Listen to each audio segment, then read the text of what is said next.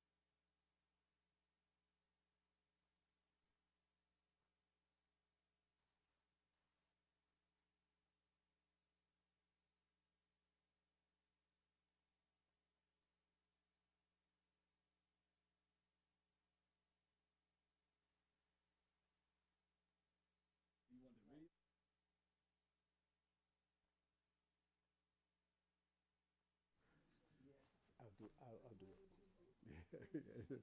This side, this side.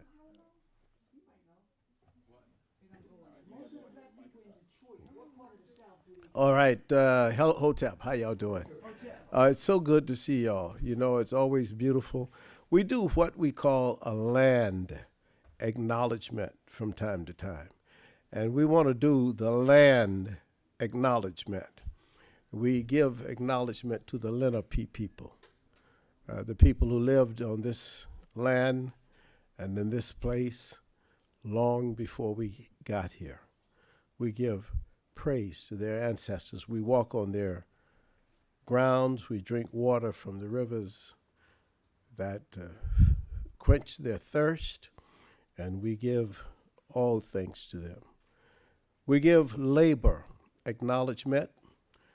We give acknowledgement to the Yoruba, to the Igbo, to the Wolof, to the Ewe, to the Ga, to the Ibibio, to the Mandinka, to the Fulani.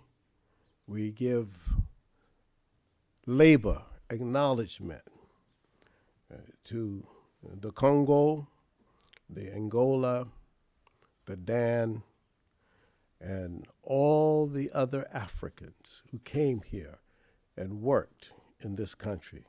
So we always give land and labor acknowledgement because that is what we should do as human beings. We should always respect and remember those who have gone before us and who have done things in the interest of African people. That is the key to our living, and it's a perfect way for us to respect ourselves and history. We are very, very happy today. We are pleased because we're going to have a number of you coming to who are here already and those who are online already to hear our speaker. But I want to make a couple of announcements before we do that. And the first one is that on May the 21st, we're going to have Brother Obatashaka, who is a professor, retired now, I think, from San Francisco State University. And he has been an international political force and thought leader for at least 40 years. And Obatashaka, I was last with him at a conference in Senegal. He is respected for his originality, his ability to try to take the conditions that we have internationally and nationally and put them in a space where we can understand. So we're looking forward to Dr. Obatashaka coming and speaking for us on May the 21st. So May 21st is Obatashaka's day. I also would like to announce that I think that after that, Dr. Dove is supposed to speak, but I know she's traveling, so we may have to postpone that one. But we do have a number of things coming up. In July 14th through the 16th, if you didn't get a copy of the flyer, those of you who are here, some of you will get it online. We're having the International Symposium on African Epistemologies from July 14th through the 16th. We call it our summer school. And there will be a number of speakers whose names are not all on the flyer, but Dr. Freya Rivers, one of the outstanding leaders of Afrocentric education, is calling this meeting as well. She's calling for the old people during the days of the 1990s and early part of the 21st century. Those of us who were engaged in the Afrocentric movement, we're asking those people to come as well. But Dr. Maulana Karenga is also one of the people who's convening this.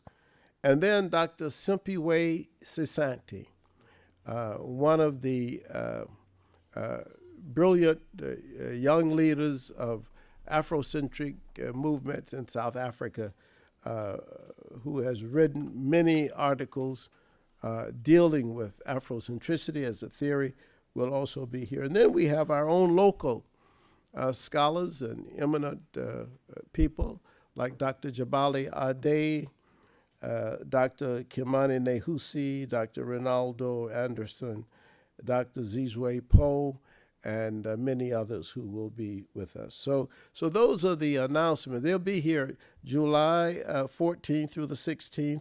You can pick up a flyer outside if you don't have one, and then we have some up here as well. I also want to just give you an acknowledgement. The program that was done by Dr.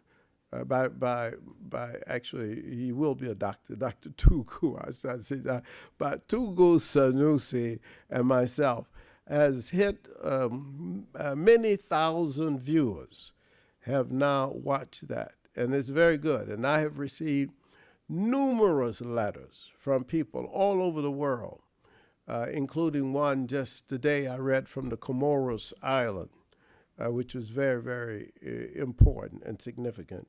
And another one I read from someone who had said they wrote to me as well as to Mary Lefkowitz, the woman who wrote the book Not Out of Africa. The whole debate about the history of the Nile Valley civilizations, the Kushite civilization, the civilization of Nubia, civilization of Kemet.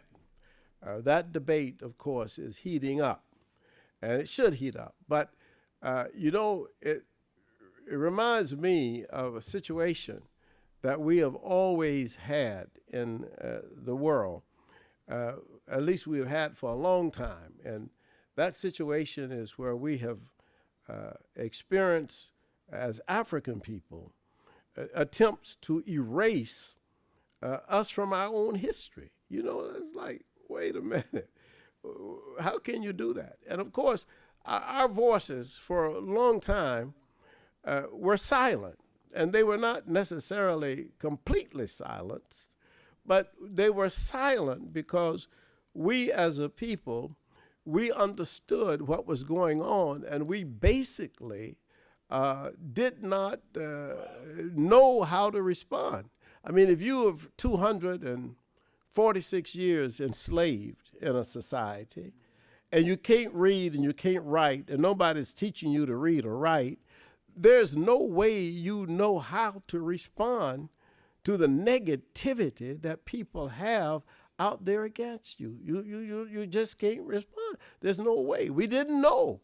And sometimes we didn't even know what they were doing to us. It's just like when they took over Africa, the continent, in the Berlin Conference in 1884, when the European nations sat down and drew the map of Africa and drew the boundaries of Africa, the African people didn't even know they were doing it. I guarantee you, 95% of the African people didn't know that Europe was deciding their fate, you see, the fate of our people, you see. And in the United States, it's the same way.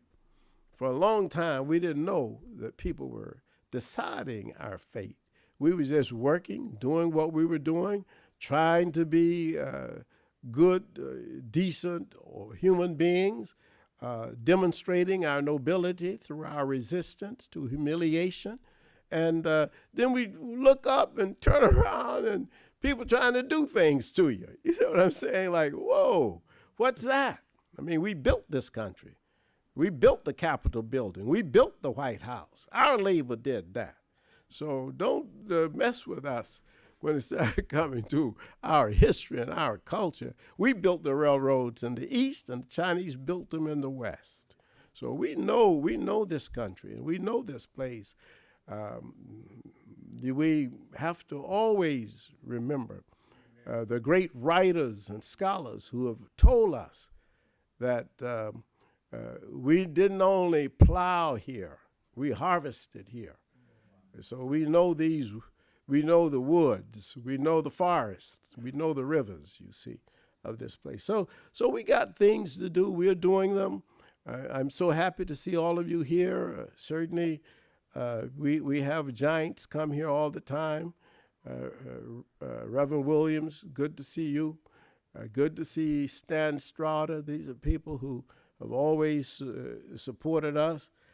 Brother Carlton Sudan, one of the giants of this community, and Sister Belinda Wilson, Brother Mangalisa, Brother Ransom, Sister Alexander, Brother Kareem. Brother Kareem, I'm going to tell you about Brother Kareem. Brother Kareem is one of the sharpest brothers I know.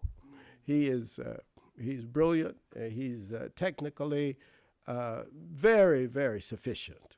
In fact, he is more than competent.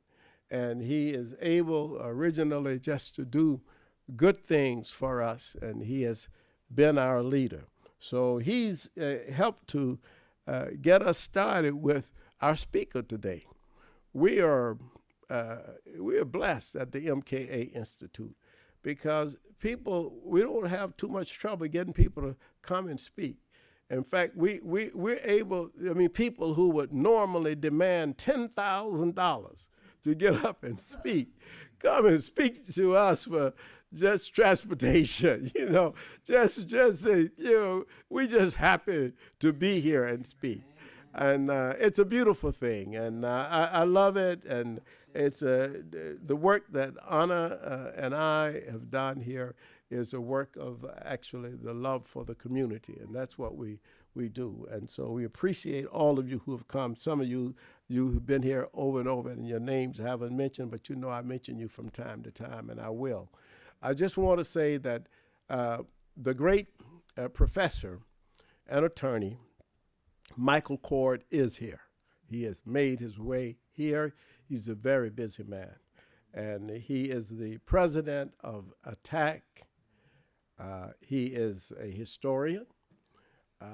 He is a professor of Africology. He's taught for the Department of Africology for several years. He is a journalist. Some of you may know that. He writes regularly for the Philadelphia Tribune, the oldest African-American newspaper in the United States of America. And they got one of the best. He is a radio personality. He's on the radio. He has interviewed all kinds of people, and he has a very wide voice. He's also a wide audience. He's also a legal defender. So he's all those things. I mean, you need a legal defender if you got in trouble. That Michael Coard. People say Michael Coard. He's a prominent attorney in this city, and not only a prominent attorney, he's also one of the best human beings that I know. We are happy and we are honored to introduce you to him, and we're going to ask him if he would to make his way to the front, and we will be able to have him to speak. Michael Coard. Hey, Mark. Hey, Mark. How you doing? This is what you do. Okay. You know, Yeah, okay. Cool. Before I begin, I just want folks to know that I have my bag today. And I always take this with me. And I mean this literally. So let me just, first of all, I want to thank Dr. Asante for having me here today. And my presentation is only going to be maybe, 20, 25 minutes. The rest of the time I'll spend hearing any questions that you have so that we can move forward. Dr. Asante invited me to speak on quote. By the way, that introduction that Dr. Asante gave was so powerful. I'm like, who the hell is he talking about? I'm looking around for Johnny Cochran and Malcolm X and the rest of them, but I really appreciate him saying that. And very quickly, let me just say this. When I hear people like Dr. Asante and others say good things about me, it reminds me of the story where 10 privates were on the battlefield. And the sergeant says to the 10 privates, hey, I need one of you to take that hill. And whoever takes the hill, it's a suicide mission, but by taking that hill, you'll help us win the battle. Ultimately, we'll win the war, and we'll name a street after you. So the sergeant says, I'm going to turn around, and when I turn back, whichever one of you 10 privates steps forward, that's the volunteer. So the sergeant turns around. When he turns back, he sees Michael Coard standing forward. And he's praising me and honoring me and acknowledging me. But what the sergeant doesn't realize is this. I never stepped forward. The 9 cowards stepped back. And that's exactly what I think about when I hear about the great work that I'm allegedly doing. And I look at all these other lawyers and look at all these other pastors and politicians. And it's not so much that people like me do so much, it's that others could do much more. But having said that, I really appreciate what Dr. Asante said. I'm going to explain that image on the screen in just a second. But Dr. Asante wanted me to speak about what he calls, quote, the dangers of false information, unquote. The dangers of false information. And they say in the African tradition, there's no such thing as coincidence. A lot of times in my life, certain things would happen. I'm like, I didn't plan for this, but this thing happened. How did this happen? And I would always say it's a coincidence. Then my elders would say, no, it's not. And I say all that to say this, and I'm not going to name any names. For whatever reason, there's somebody who's on the radio who's really been going in on me. I mean, just blasting me, and it's not a white person. It's not a white station. It's a black person at a black station where I work. And I didn't hear what the person said specifically, but I got some text, I got some emails, and I got my paralegal who happened to be listening. She was basically transcribing the whole thing. And it all comes down to this. The person called me a traitor because I am not endorsing the candidate that she is endorsing. And initially my reaction was to do what most people do when people attack you. You attack them. You automatically just come right back and fire away. And I gotta admit, I was prepared to do that. And then I said that that's what the legacy of COINTELPRO is. When we talk about COINTELPRO, you get two leading voices, and you get one to say something about the other one, and the white supremacists are just sitting there laughing while we battling. I could be going after the redneck fascist on white radio. She could be going after the redneck fascist on white radio, but chose to go after me. And I'm like, why me? And it comes down to most folks, even if they're revolutionary, even if they're so-called woke, they have an ego, despite the great work they might do. And because of that ego, when certain things happen, they feel threatened. So what I did yesterday on my radio show is I made it clear that anybody who calls my radio show is not to say anything bad about that nice lady. And that's how I refer to her, that nice lady. So if you think you're on my team and you want to help me by bashing her, no, because I don't know her, but I know she does good work. So instead of me spending my time bashing her, I'm going to bash the people that both of us oppose. I'm just disappointed that folks who are older than me don't realize that. And then without sounding arrogant, I was like, does she know who I am? She literally called me a traitor. I'm like, look at what I did at 6th and Market. Look what I did at Cheney, Bethel Burning Ground, pro bono. And it was almost like bragging, but I wanted to do it. And to this day, I still don't know why she did that. But I did get some folks who apparently after my show yesterday, she responded. I don't know if it was Twitter, Instagram, and somebody screenshot it and sent it to me. And I said, I'm not going to read it. I haven't heard what she said. She sent me some email that my paralegal was getting ready to recite to me, but to the extent that I can keep negative energy away from me, I do that. I don't even want to take it in. I mean, I might have a good rebuttal to it, but I don't even want to take it in, so I don't want to know. And I will only say good things about this lady, and hopefully in a couple days or a couple weeks or a couple months, she's going to say, relatively speaking, this young man had it right. I mean, I'm not a young guy, but I guess to her, comparatively speaking, she'd come to the conclusion that, wow, that really wasn't a good thing I said. That guy's not only not a traitor, he fights for black people. And I cast no aspersions on people who are elected officials and appointees who get money for their jobs, but nothing I do in connection with elected officials involved any financial profiting for me. Not only have I never taken any money from a politician, I wouldn't if they asked me to. And many of these political operatives, they do it because it's a job. For me, it's not a job, it's a mission. So when Dr. Asante months ago scheduled me to speak today on the dangers of false information, here I come this day after hearing this stuff yesterday and the day before. So it's perfect timing. And the reason why I have this Nat Turner image up here. I'll explain that in just a second. But let me just define something here. When we talk about the dangers of false information, we're talking about avoiding that by seeking facts. And when I say facts, what are facts? Facts consist of information that comes from vetted sources. Information that comes from vetted sources. So if the neighborhood drunk comes up to you one day and says, E equals MC squared, well, technically he's right, but he knows nothing about that. So I'm not going to tell people that E equals MC squared until Einstein tells me, or some scholars who understand Einstein tells me. That's the vetted sources. And what are vetted sources? They are learned, they are scholarly, they are analytical, and they are peer reviewed. So I'd like to think I know everything there is about everything, but I haven't studied everything. I can tell you about the law and a good legal defense strategy, but I can't tell you how to bake a cake because that's not in my lane. So if I want to know how to bake a cake, what am I going to do? I'm going to go to a cookbook and find somebody who's done that before and knows how to do it. So the first thing we need to understand is that we always have to speak from a factual basis. That's the first thing.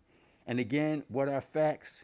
Facts are information that comes from vetted sources. What are vetted sources? Vetted sources are sources that are learned, that are scholarly, that are analytical, and that are peer reviewed. Dr. Asante can tell you better than almost anybody. He's the author of 100 books. Before his books are published, other scholars take a look at it because he wants other scholars to take a look at it to make sure everything is lined up properly, and then it goes out. And people like Dr. Asante, first and foremost, looking for primary source information. And if you can't get that, you get whatever's available that is legitimate. The reason why I have this as my first image as part of this PowerPoint presentation, you see it says at the top, Nat Turner Law School and Harvard Law School. For the most part, law school is like a brainwashing institution for intellectually impressive students. So you get the sharpest, brightest students, and you train them like dogs. Right. That's what you do. Right. Because if you look at all of the black lawyers in the history of America, it's no way that we shouldn't be free today with all the black lawyers we got. All these black lawyers who got all this information from all these law schools and didn't do anything with it. Because the system knew that, hey, this person was on the dean's list, that person on the dean's list, this person came from an Ivy League school, this came from an HBCU. Now they're all here, and what's their goal? Is their goal to change the system or profit from the system? And I was so naive when I went to law school. I thought that all the black students were there for black liberation. I thought the women who were there were for gender liberation. I thought the gays were there for gay liberation. I thought everybody from a particular group was there to help change the system. I was so naive. They were there for the money. They were simply there for the money. And many of the lawsuits that are filed today, for example, in connection with racial discrimination, there's some top law firms that represent people, top black law firms, that represent people, black people, who are victims of racial discrimination. But those lawyers don't want to end racial discrimination. They want to keep racial discrimination so they can sue and get the money. Because if there's no racial discrimination, then you don't get any money. Right. We lawyers get 40% contingent fee, 40% for whatever our clients get. And no disrespect to Benjamin Crump and people like that, but I often see those kind of lawyers only when a black person gets killed. Like, why are you only there after the fact when you know it's going to be a $2, $3, $4 million settlement and you're getting 40% off the top? Right. Why aren't you out there before that demanding that we defund the police Right. and take the guns from the cops? Problem with most lawyers, black, white, and otherwise, we don't want that. Just like cops don't want to end crime. Right. If cops end crime, then they don't have a job. Exactly. They want the crime. And sadly, black lawyers want the discrimination, want the police brutality because they benefit from it. I always tell people that I didn't go to law school to benefit from the system. I went to law school to destroy the system. My thing is, I want to be, when I was in law school at Ohio State University at the time was the largest university on the planet. It had 60,000 students, probably twice that amount now. But when I was there, at the Ohio State's law school, I went to their law school library. It was this magnificent building, a magnificent room with chandeliers and books all over the place from the 1800s, just thoroughly impressive. And I said to myself, if these white folks knew what I was going to do with all of this stuff, they would kick me out right now. I actually felt like a soldier behind enemy lines. Like I actually got in here and I got all this stuff and I'm going to take it back. So that's why I got the Nat Turner thing here. I often talk to people, and this is a social media creation. I have what I call the Nat Turner Law School. And when I have my sessions, my class sessions pursuant to the Nat Turner Law School, we talk about legal issues, but we talk about it from a justice foundation, an equity foundation. I see far too often black lawyers, they focus strictly on the law.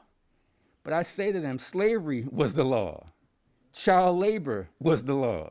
Women not being able to vote was the law. The Holocaust was legal. Apartheid was legal. So it's not about the laws, it's about the justice and the equity that undergirds all that. So when in Rome, do as the Romans, but don't think like the Romans. Right. When I go into court, I'm making those legal arguments because that's the law, and that's how I beat the case for my client. But I understand that this law is just a corrupt set of rules by the haves against the have-nots. Exactly. That's exactly what it is. It's a corrupt, think about it. How come murder wasn't a crime when the Europeans did it to the red people? When they came here, how come rape wasn't a crime? Robbery wasn't a crime. It wasn't until they raped and robbed and pillaged that they made those very same things illegal for everybody else. So it can never be about the law. And I have no idea when the time is going to come. I got to tell you, I'm not going to say necessarily that the white man is the devil, but I will say the white man is the devil. And I don't mean all of them. John Brown wasn't the devil. Right. Larry Krasner's not the devil. Right. But I'm just talking about the white man in a general sense. Yes. Because you look at every ethnic group in the history of humankind, which one robbed, raped, and pillaged everywhere they went? Africans did foul stuff to Africans. Asians did foul stuff to Asians. Just like domestic assault. You do stuff to your wife or your husband inside your house. People do that. That doesn't justify it, but that's what they do. But only one neighbor not only beats up his wife, but beats up everybody on the block. And in the next block, next city, and that neighbor is the white guy. The Asian will do it at home. The African will do it at home, but only one group in the history of humankind, every place they went on their ships, every place they went, they raped, robbed, and pillaged. Now, when I say that the devil, this is what I mean. A devil is what a devil does. So if you do devilment, you're a devil. Yes. And they've done devilment. Not all of them, just like not all black people are angels. I get it. But I'm talking about it, and I'm sure there's some really nice snakes out there. Snakes. But I'm not going to find out which one of if 1,000 snakes came in here, I wouldn't say, well, I know some snakes are cool. Let me go find the nice one. No, because for the most part, the snakes are going to bite me. I mean, no disrespect to snakes. I love snakes and all animals. I'm a vegan, but I'm just using it as an example, so you get the point. Having said that, let me jump into this whole Nat Turner thing. So I wanted to do this Nat Turner thing because even though I disparage what law school training does in general, the one good thing I will say that law school does is it forces you to think from both sides. So one day you come to class, you got to argue for the plaintiff. And then you come back the next day, you got to argue for the defendant. So you got to be able to make arguments for either side. And that's a good technique because it exercises your brain. And I wish it stopped right there, but it doesn't just exercise your brain. It compels you to support who you know is the enemy. You know this chemical company is polluting the environment, but they pay the highest wages to law school graduates. So you're going to take that job, and you're going to use that technique of being able to fight for the plaintiff or fighting for the defendant, and you're going to use that skill for the bad guys. That's the problem. But with me, at least I was trained to argue both sides, not so I can argue one day for the good side and one day for the bad side. I'm arguing every day for the good side, but I understand the bad side's arguments. It's like in a fight. If you know you're going to fight Mike Tyson next week, this is 10, 20 years ago, you're going to watch all Mike Tyson's films because you want to see what he does. How does he throw a hook, a jab, an uppercut? So it's not that you're trying to be Mike Tyson, you're trying to understand Mike Tyson. So this technique in law school of being trained to think and argue for either side, I use that in what I do today.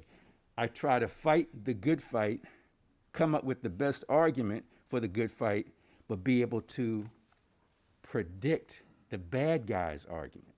It's like chess. You don't just go in, and I don't even play chess, but I know the basics is that you always anticipate your opponent's move. That's like the first rule of chess, not so much what I'm going to do, but what he or she is going to do in response.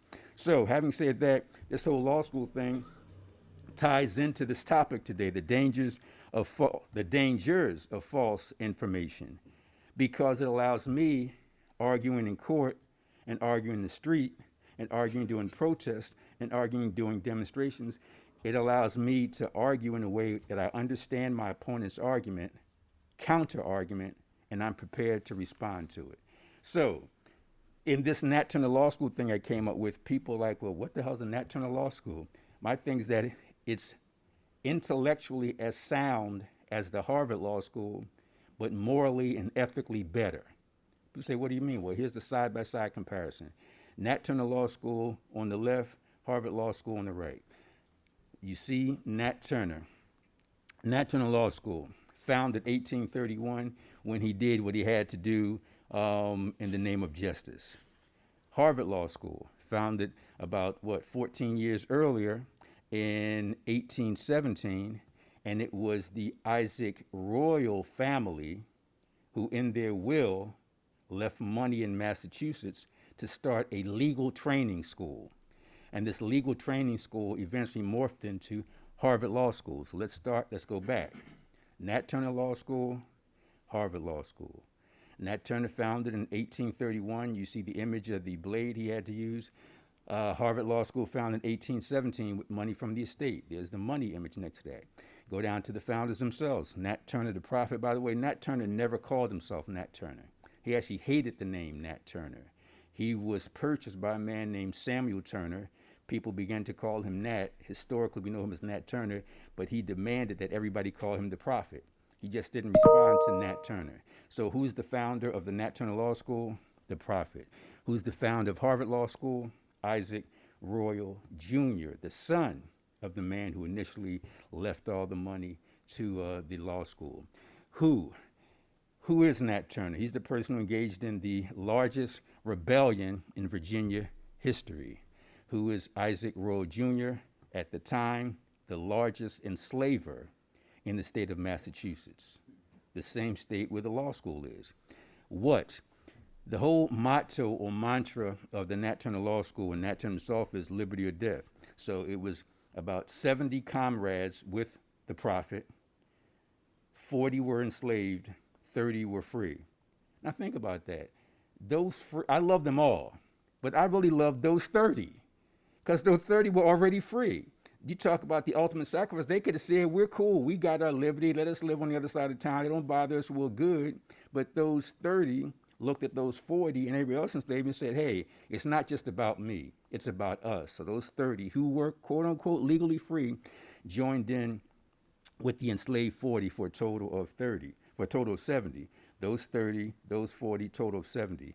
That 300 are the black folks who didn't actively participate, but were the lookout guys. You know, hey, master went down here, or the knives over here, or the poison's back there. They didn't actively involve themselves, but they supported it. That's for the Nat Turner column. Now we get over to the Harvard Law School Isaac Royal Jr. column. Break, gibbet, burn. The royal family had a massive enslaved population in Antigua. And the brothers and sisters in Antigua on the Royal Foundation, they were like, we're tired of this. I'm not going to say the word because Reverend Joe is here. But they said they're tired of this stuff. And they decided to rise up. And in reaction, the royal family, and at the time, Isaac Royal Jr. was a child, but his family, they just went ballistic on the entire population in Antigua, arresting 132 of them. And then you see the 88. The 80, and above the 88, you see the words break, gibbet, and burn. So of the 88 who were convicted, those 88 suffered the punishment of breaking, gibbeting, and burning. What is breaking? And this is how you know that people are evil and people are devils. If I'm angry at somebody, the worst thing I could possibly do is maybe pull out a gun and shoot them. But I'm not going to think of a contraption to torture them for days and weeks. I'm just going to do that thing right there. I'm a human. I don't like what you did. You killed my mom. You shot my brother. So I might snap, but that's all I'm going to do to you.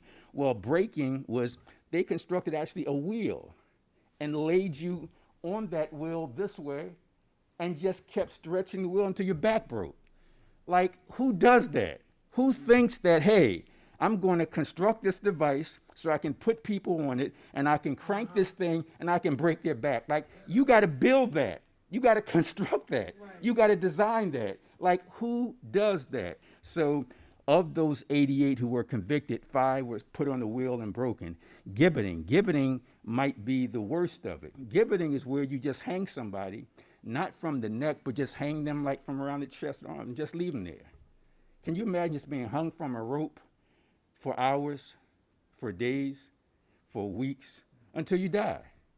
Nobody feeds you, waters you, you're just hanging there. Like, who does that to another human being? Even if you want to kill that human being, just hang him, put it around his neck and hang him, get it over with. Right.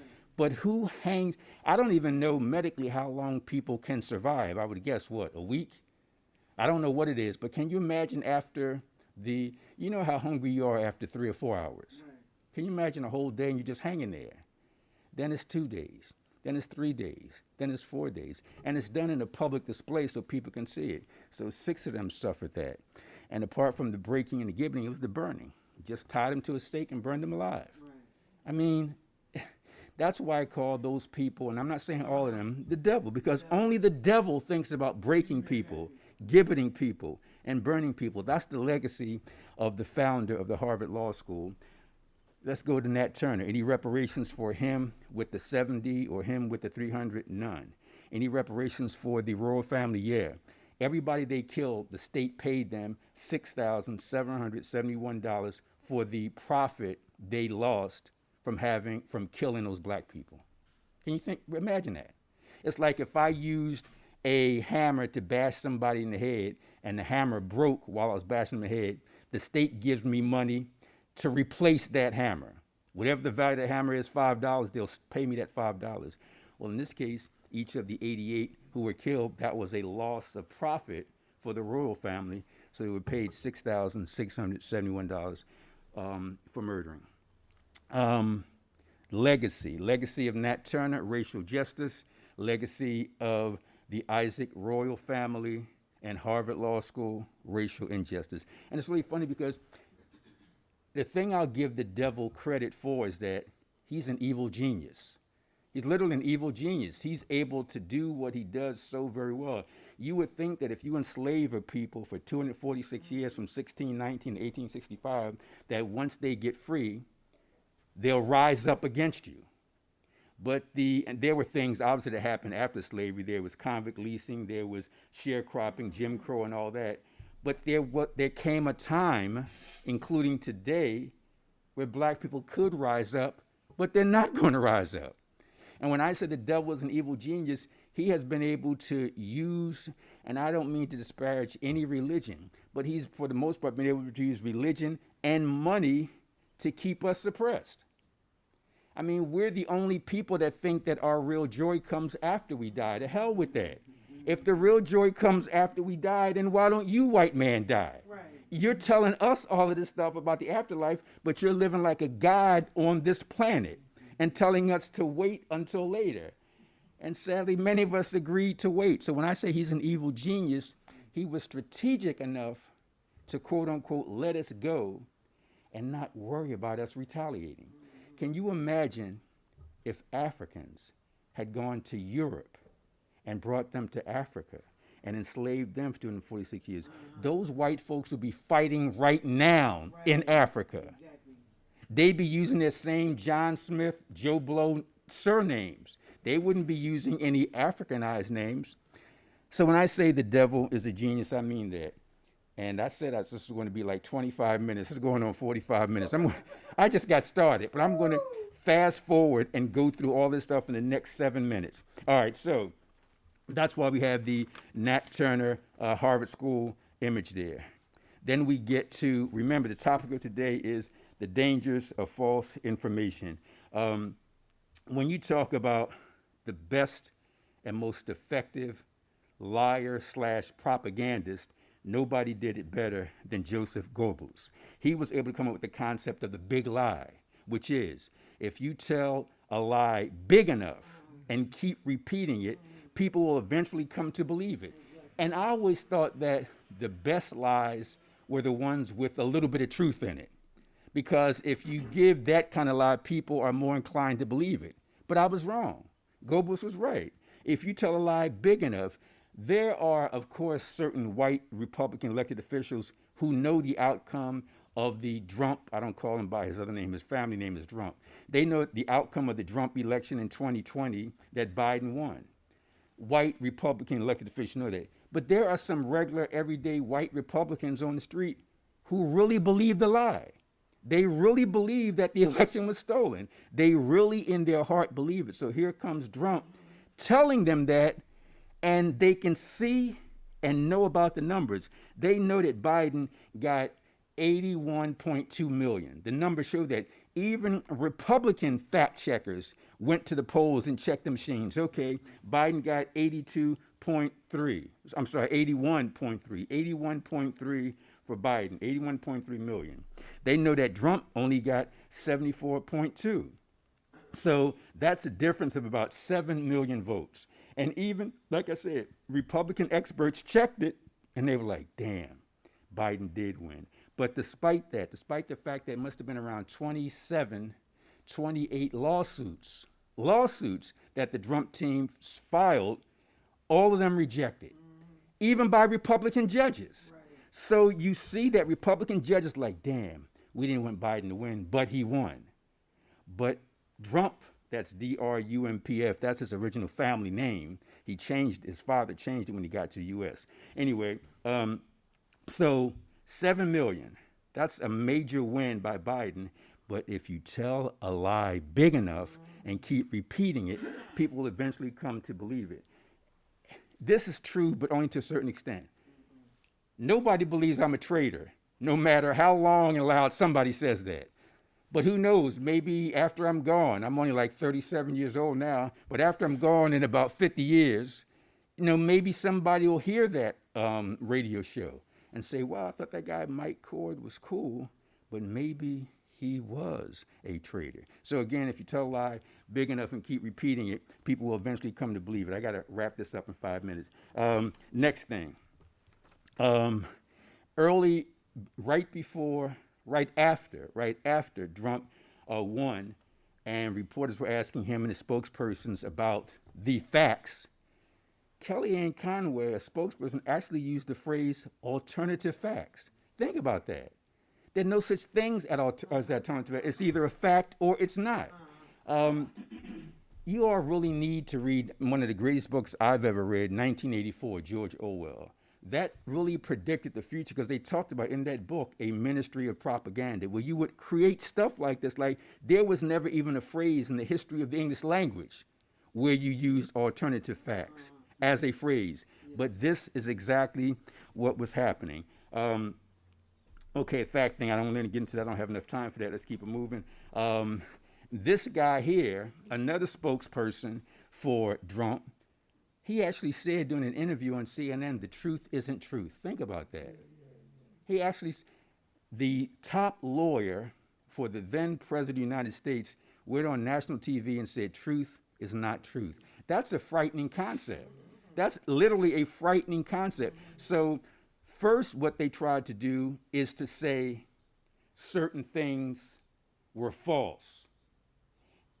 And then when they tried to make the argument that, the certain thing false is that Biden won. They said that's false, Biden didn't win. That's what they originally stated that. Biden didn't win. Anybody who says he won, it's false. But then when the numbers kept coming back at them, the judicial systems kept coming back to them. Instead of them saying, well, it's true, Biden did win, they literally said truth isn't truth. Now, how do you debate somebody after they say that? It's nothing you can say if somebody thinks that. 3 minutes left. And this is important. We all got into the whole COVID thing blew up, And I mean, no disrespect to entertainers, but it drives me up the wall when the media interviews an athlete or an entertainer about a political issue. I'm like, don't ask me about basketball, ask LeBron James. Ask me about a death penalty case, because that's what I do. But I don't care what athletes think about political issues. The fact that Nicki Minaj, and pardon my language, said that don't use the COVID vaccine because her cousin got his balls swollen when he used it. Like, that was news. That was literally news. Forget about what doctors, medical doctors, biologists said. You got this rapper who's making up this story, and the story got traction. It literally got traction. Every major news station talked about that. Clearly, something wrong with that. And in my final 2 minutes, it's amazing how when you're around family, you get caught up in the moment. This thing should have been over 10 minutes ago. And I'm not even halfway through, but it will be over in about 2 minutes. What stuff can I skip? This is important. I didn't put it as part of the PowerPoint, but there's something that I teach my students at Temple called SHATS. That's S-C-H-T-S. S-C-H-T-S. It's an acronym for intellectual growth moving toward the ultimate truth. Intellectual growth moving toward the ultimate truth, SHATS. S-C-H-T-S. The first letter S, that's for supposition. If you want to know the truth about anything, you go from the bottom to the top. The bottom is supposition. Supposition is an uncertain belief. It's an assumption. So I'm assuming that this event today involves some black people. If I just walked in here, I'm like, okay, I'll assume it involves black people, but I wouldn't know anything about it. And it might not even involve black people. You all could have masks on. But when I first come in, I'll make this supposition based on an uncertain belief and assumption. Then I'll move up from supposition to conjecture. Conjecture is a little bit better. It's not the ultimate truth, but it's based on insufficient information. Some information, but insufficient information. Then you go up to H. H is hypothesis. That's based on limited proven evidence as a starting point. And then you go from hypothesis to theory. Theory is great moving toward the ultimate truth because theory is a carefully thought out explanation for observations of the world using a scientific method. And then finally at the end, there's science. Science is the ultimate truth. Science is a systemic study of the structure and behavior of the physical and natural world through observation and experimentation. That's the key thing about science. We accept science as the ultimate truth because qualified persons observed and qualified persons experimented. And they drew certain conclusions. That's the whole SHATS thing. And believe me, when I say I got like an hour of stuff left, I do. But the hour now equals a minute. What do I have here? I got advice to people. When you engage in debates, your argument must be based on measurable data, meaning facts, not on emotional assertions, which means opinions. And this other thing I want to say before I wrap it up is, whatever position you hold, a religious position, a social position, a political position, those positions are weakened if you don't sometimes challenge them yourselves.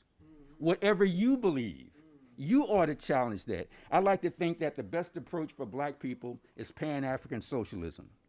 That's how I define myself. But I also try to self-critique and say, okay, is it possible that we'll have Pan-Africanism because you got different countries in Africa with different cultures, and maybe Pan-Africanism is not the best approach, even though that's where I am now. Socialism. I believe that we should focus more on people than profit. But I realize that capitalist countries are far advanced scientifically more than socialist countries. Why? Because the doctor knows he's going to get paid more in the capitalist country. That's sad but true. So if I ran a country, I want it to be a socialist country, but I want the best and brightest to stay in my country. So if I got to pay them, I'm like, damn, I don't want to get into this capitalist thing. I might do like the Sandinistas did in Nicaragua, where they had a kind of mixed economy. And socialists would lynch me right now if they heard me say that. Because socialism is really not to even include capitalism. But again, you got to be open to suggestions about what you believe in. I got much more to say, but thank you for your time. Oh, no, last thing, I almost forgot. You need to read any one of the 100 books that Dr. Asante wrote. But in terms of me talking about truth and American history, these are my holy books. There's one called Legends, Lies, and Cherished Myths of World History. This guy, Richard Shankman, he is really thorough. He breaks down what we were taught and what the truth is. Legends, Lies, and Cherished Myths of World History. The second one is, this is even better, Lies My Teacher Told Me by James Lowen. James Lowen's thorough. He, to me, is one of the good white ones. Lies My Teacher Told Me, and finally, Lies Across America, also by James Lowen. So, as I said at the outset, I appreciate Dr. Asante having me, and I just encourage black folks to be aware of the dangers of false information and never publicly debate or dispute or argue with good black folks. Thank you very much. Thank you very much. Yeah. All right. Do we have any questions? Okay, so, all right. We got time for a couple of questions from the audience. Okay, Doctor?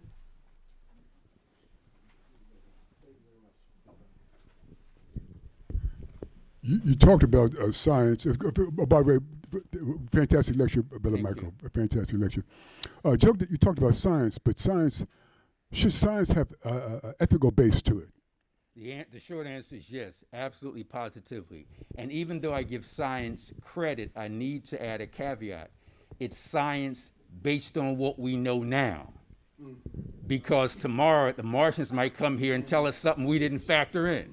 So yes, it should be based on ethics, no doubt about it. And it's limited because our brains are limited. I want to thank Michael Coard for that great lecture. And thank you for opening my eyes on just the election stuff, a little different. I think it's important we find out what a person has done to black people, what a person has done for black people, and what's their plans for black people. That's it. Last, I'm gonna leave this story because nobody in this room knows this story. I was the Pepsi-Cola man 62 years ago at 40th and Girard for Brown's Supermarket. The place caught on fire. The security guard burned to death. You know why he burned to death? Because they locked him in the supermarket. Brown, y'all know that name yet? I think we recognize that, yes. And I'm glad you didn't go to the next step, Reverend Joe, because I said I'm not talking about politics locally today in Dr. Asante's venue. You can meet me outside. We'll debate outside. I'll tell you who I'm supporting and why. But in here, I'm not doing it. Okay. Brother Kareem, are there any? That's it. We do have some online questions for you. Coming from Canada Racing Joy. Do you believe African people will survive the next 500 years living under European systems? Great question. The answer is yes, only because we survived slavery. Yes. If we could survive slavery, when I get depressed, I just think about what they went through. Right. So if they got through that, the answer to that and everything else is yes. Awesome. Nili Kaduri asks, why are non-black African people comfortable telling black African people who we are of our true history, i.e. identity of ancient Egyptian, and excuse black suffering, but downplay our achievements? Well, anything about the blackness of ancient Africans, I'll turn it over to Dr. Asante. He has the perfect answers. But in addressing that specifically, it's based on two things: white supremacy and black ignorance. Yeah. And what I mean by that in terms of white supremacy, and I always make it clear, when I say white supremacy, I add white savagery. Because when you say white supremacy, it appears that whites are supreme because of some intellectual advancement. No, whites are supreme because they were more violent than anybody.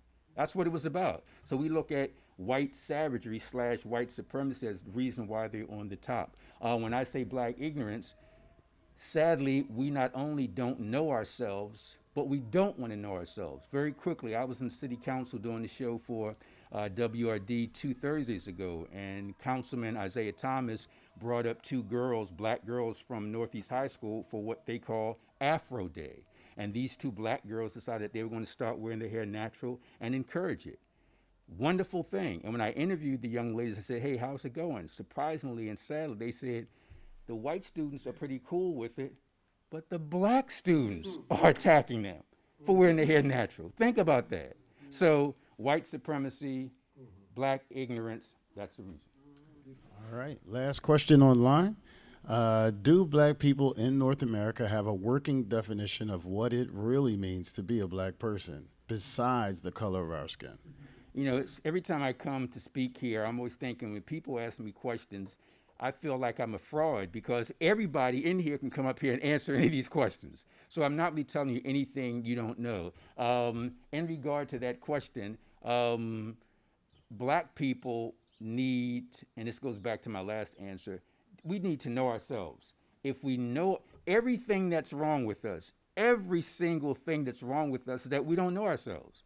If we knew where we came from, if we knew what we overcame, if we knew how the system gangs up on us, if we knew all those things, we'd be some dangerous people. So again, it comes back to black ignorance. Once the veil is uncovered, then woe is the white man. That's all I'll say. Let's give him a real applause. Thank you very much. Thank you. All right, you know, brothers and sisters, I want to say one thing more before we leave, and that is that Tugu Sanusi and myself, and maybe Brother Tanuraman from Washington, D.C., on May the 21st, we will give you an update on the Sudan situation.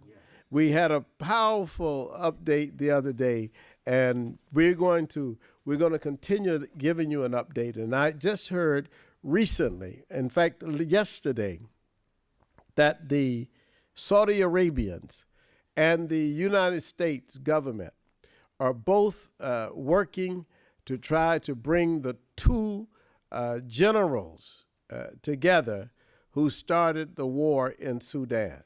Well, I'm very suspicious of that. I haven't talked to my Sudanese brothers and sisters about this yet, but I'm very suspicious when Saudi Arabia and the United States get together to try to bring something together. And I still think that in a democratic Sudan, where you have 85% of the people who are African and 15% of the people who claim to be Arabs, that you have to have a democratic election. And we wouldn't have these two Arab guys fighting each other to try to control a country as large as Sudan. So we've got to keep our eyes open. We've got to keep our ears open as well, because we don't know what's coming down the pike. Let's just say today we heard from the dynamic Michael Coard with an incredible, wonderful lecture. This brother is always so great. Brother, thank you so much. We honor you here. You're a major force in the city and in the country, and we thank you very much for being with us. So we call upon our ancestors, far and near, the mother of our mothers, the father of our fathers, to render mercy and to bear witness for the liberation and the victory of all oppressed people forever. It is done. Thank you so much. All right. Thank you. Thank you. Thank you, brother. Thank you. Brother, I really appreciate it. And I know everything you say is sincere and genuine. yeah. That's